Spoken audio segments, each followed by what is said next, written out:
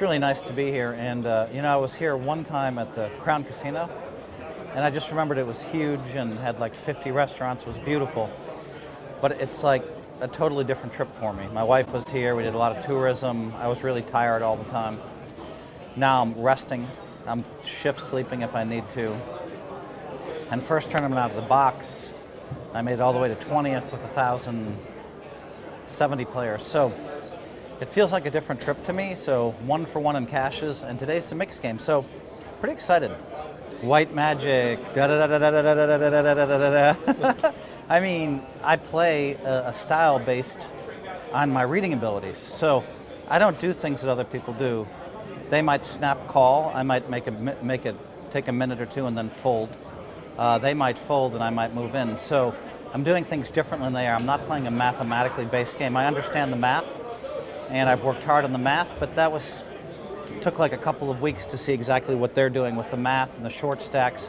I don't agree with the way that the mathematically solved short stack strategy is. I don't agree with that. I think that you can use your white magic to give you a few extra lives. So that's just the way I play. On the other hand, on the internet, I will play just by the book because I believe that they have solved it there. So I do things differently than the rest of the guys. It's not about thinking about making history, because if you think about making history, then sometimes, like I was a little bit freaked out yesterday thinking, wow, am I going to come back and win the very next WSOP event? You know, and it was a little freaky because you started to think of the historical implications. You can't think that way. What you have to think about is playing great, staying in the moment, and just finding a way to win, and whatever that means. And so I probably could have closed a little bit better yesterday, but I won't make that mistake again. So you can't think in terms of making history.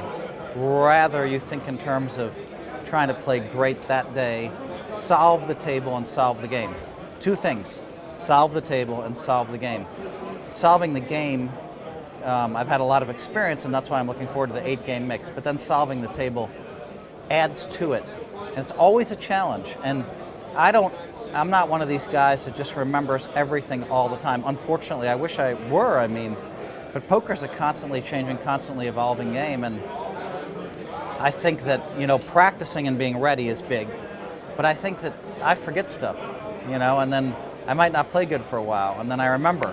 And so, you know, right now I'm as grooved as I could be because I've just spent a month working on my game, so I'm really in the groove. And, you know, today's a mixed game. If I get a hold of some chips and have a smooth day, I could win this very easily because I'm so grooved. But there's a little more luck involved in a limit game. I think it's proven that charisma helps in every sport, right? You see a Tiger Woods, you know, you see a LeBron James, a Michael Jordan, you know, these guys. And so our sport, which isn't the PGA Tour, which isn't the NBA, still benefits by charismatic players. And so I think that that's really good for our game. And some of the younger guys, I wish, would show a little bit more personality, a little bit more charisma. But we have a great crop of young players, a great crop of great young players coming up, and it keeps the sport exciting and entertaining. In 2010, I started working really hard on my mixed games. I started playing every night on the internet, $5 buy-in, $10 buy-in, 20s, just to practice. And all this stuff came back to me because I've been playing the mixed games and the highest stakes throughout the 80s and 90s. Not as much in the last decade, but so I played tons of mixed games, and all the stuff came back. I'm like, oh, that's right, you have to do that. Oh, that's right, you have to do this. Oh, that's right, you have to make this lay down. Oh, that's right, you have to make this raise. And so everything kind of clicked in 2010. The results weren't immediate, but in 2011, in the mixed games, I just got there. Even in 2012, I finished 4th in the 8-game mix, or whatever it was, the horse event, and I had another, I won the Raz. So all these games just started to make sense again in 2010, and then I started adding to that. What can I do? And I started noticing that a lot of the tournament players who were playing mixed games just weren't playing right, even the great players. And I was like, wow, you know, because I believed in the criticism, I can't play these mixed games.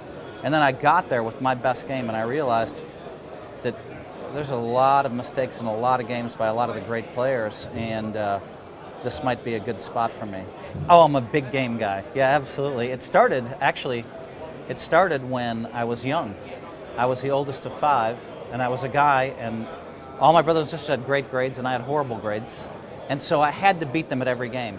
And so at least that was my salvation, was winning every game. Scrabble, whatever we played, Monopoly, dice, whatever we played, I had to discover the optimally perfect way to play it. And when I lost, that's where the poker brat kind of personality developed, because I'd be screaming, yelling, because I didn't have anything left if I couldn't beat them at a game. And so I think, yeah, I'm a real games guy. I love solving games. I love, I just love seeing the beauty of a game and exactly the optimal way to play it. And then, to be able to, so yeah, games guy, yes. 100% of the way I act, unfortunately, is natural. Unfortunately. But, I've improved the last few years. I think I've gotten really better at dealing with, I think 3 second places just crushed me. But I managed to shake hands and not make excuses and just shut up and move on. And yeah, I went out drinking, but at least I didn't go off in that moment. So I feel like I've come a long ways, and the poker brat, unfortunately, is just me, and it's this competitive drive, this spirit. I have so many critics all the time, no matter what I do. I could win like 10 bracelets in the next 7 years, and no one else wins 4, and I still have all these critics. And so, but they drive me, and I listen to them, unfortunately. But that's good, because I think if I don't ever really want to be happy, in poker. I always want to be driving, I always want to be grinding, I always want to be learning, I always want to be moving forward and winning.